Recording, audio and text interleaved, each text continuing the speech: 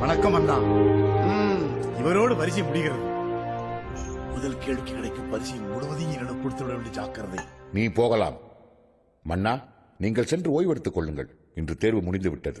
ஏன் இந்த அவையில் கேள்விகளுக்கு பஞ்சமா அல்லது கேள்வி கேட்பவர்களுக்கு பஞ்சமா? நிறுத்து உன் பேச்சை.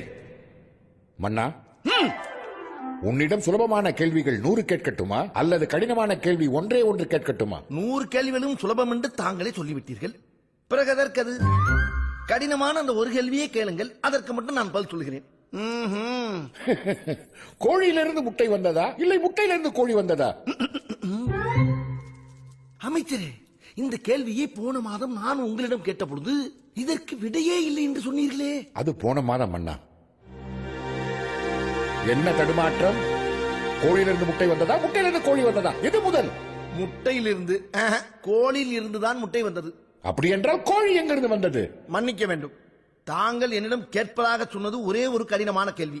அதற்கு நான் பதிலளித்து விட்டேன். இப்பொழுது நீங்களே வாக்கு தவறி இரண்டாவது கேள்வி கேட்பது நியாயமா? ரொம்ப பிரமாதம். உனக்கு என்ன பரிசு வேண்டும்?